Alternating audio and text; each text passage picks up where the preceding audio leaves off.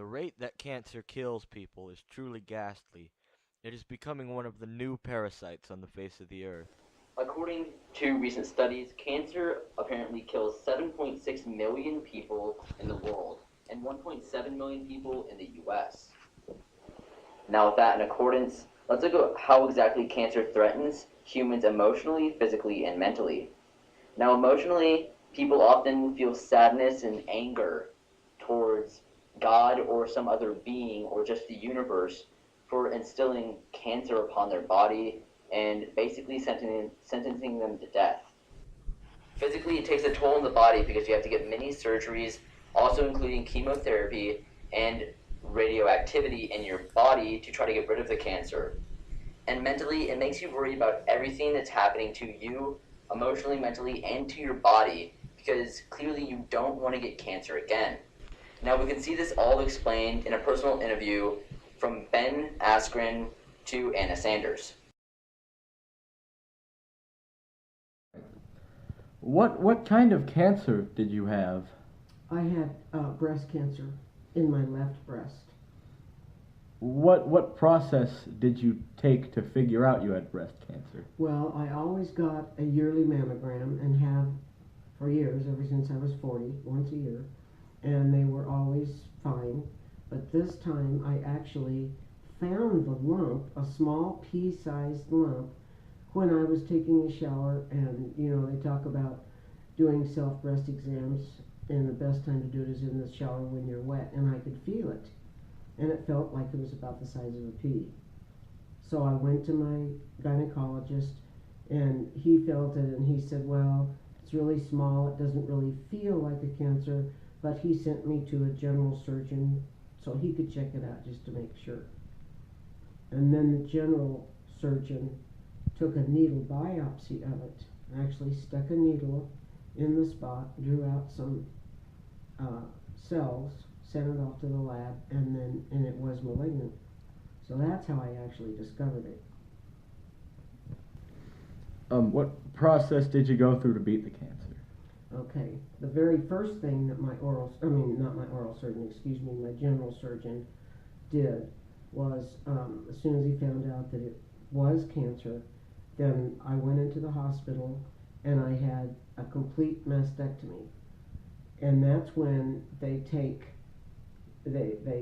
cut diagonally across your breast and open it up and take all of your breast tissue out, all of it. And they also take off your nipple. And that's the operation side of it. And then you ask also, I had to have any cancer patient of any kind of cancer, they check your lymph nodes to see if it's in your lymph nodes. If it's in your lymph nodes, that's not good. They check to see if it's in any other parts surrounding your breast. Well, first of all, the surgeon felt real comfortable with the fact that he got everything, and it was real small and it was slow growing. I didn't have any cancer in any of the lymph nodes in my body, which was fantastic. Then the next thing that happens is they send an oncologist to the hospital to check all your medical records and see what's going on with you. And because anytime you've got any form of cancer, you have to have an oncologist follow up with either radiation, chemotherapy, sometimes both. I was absolutely blessed. My oncologist came in. I did not have to have chemotherapy, nor did I have to have radiation, which was just a gift from God as far as I'm concerned. I did have to take a drug that's called tamoxifen. I had to take that for 5 years. And what that does is it inhibits estrogen. And the estrogen was making my breast cancer, the cancer in there, grow. So they gave me tamoxifen. I had to take one a day for 5 straight years. And basically what it did was shut off the estrogen output that my body was making and kind of put me into early menopause. It stopped what was making it want to grow. And it also stopped maybe happening in my other breast. So I was very lucky. You can see effects of cancer explained by Anna Sanders and the process of how exactly cancer is treated. Now, cancer awareness is very important. You can see this in the case of Anna Sanders, where she explained how exactly cancer affected her and the process that she had to go through to get the cancer out of her body.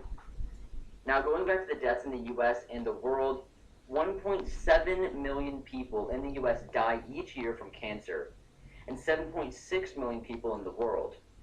We have to see that spreading the awareness of cancer is not only good for medicinal advancement and more awareness, but it's also good to see the effects of cancer and how exactly it hurts the families in the United States and the world. Please be aware of how deadly cancer really is.